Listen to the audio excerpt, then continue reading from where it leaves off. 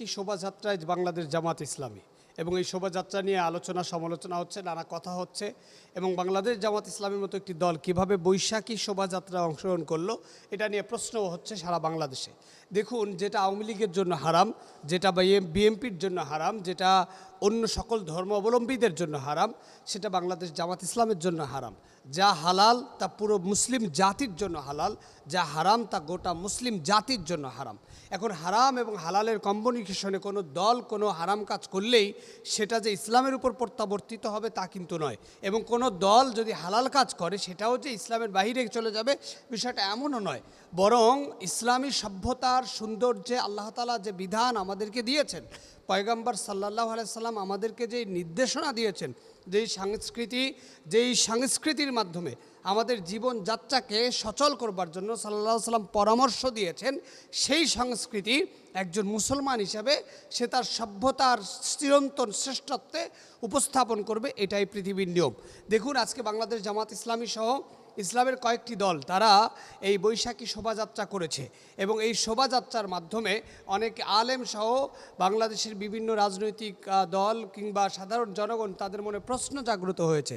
ইসলামী দল তারা যখন বৈশাখী শোভাযাত্রা করছে, এরাই কিছুদিন আগে ফতোয়া দিয়েছিল যে বৈশাখী যাত্রা করা হারাম, এই বৈশাখী সংস্কৃতি এটা মুসলমানদের সংস্কৃতি নয়, এটা ভারতের দাদাবাবুদের সংস্কৃতি। এমন করে যারা ফতোয়া দিয়েছিল তারাই আজকে কিভাবে বৈশাখী শোভাযাত্রায় অংশগ্রহণ করলো। আমি আপনাদেরকে একটা বিষয় স্পষ্ট করতে চাই, আপনি সভ্যতার এই যুগে, সংস্কৃতির এই যুগে আপনি যদি হালাল উপায়ে কোনো সংস্কৃতি চর্চা করেন, ইসলাম তা কখনোই নিষেধ করে না। ইসলাম সুস্থ শ্রেষ্ঠত্ব সংস্কৃতিকেই পছন্দ করে। যারা আজকে একটি জাতিগতভাবে বাংলা সংস্কৃতির ঐতিহ্য, দেখুন এই বাংলা সংস্কৃতির এই সভ্যতা ঐতিহ্য শুরু হয়েছিল, বাংলা নববর্ষের এই শ্রেষ্ঠত্ব শুরু হয়েছিল বাংলা পঞ্জুলিকা থেকে, এবং সেই জায়গা থেকে আজ পর্যন্ত বাংলা নববর্ষ যেভাবে পালিত হয়েছে তা শুধু লজ্জার, ধিক্কার এবং কষ্টের।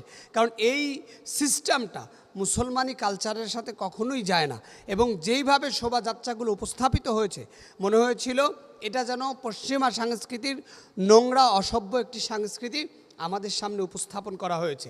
এই জায়গা থেকে কোনোভাবেই বৈশাখী শোভাযাত্রা সেটা কখনোই ইসলাম সমর্থন করে না।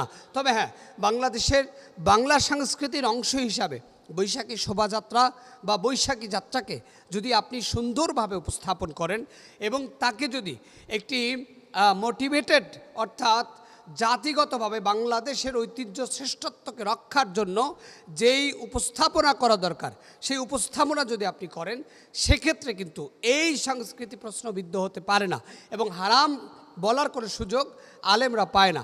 হালাল উপায়ে বলতে সুন্দর একটি র্যালি হতে পারে, সেখানে আল্লাহ সুবহানাহু ওয়া তাআলার শুকরিয়া আদায় হতে পারে, একটি বছরের পরে আরেকটি বছর এসেছে, সেই সভ্যতাকে উপস্থাপিত করা যেতে পারে। এইটা হচ্ছে একজন মুসলমানদের কালচার, মুসলমানের সৌন্দর্য।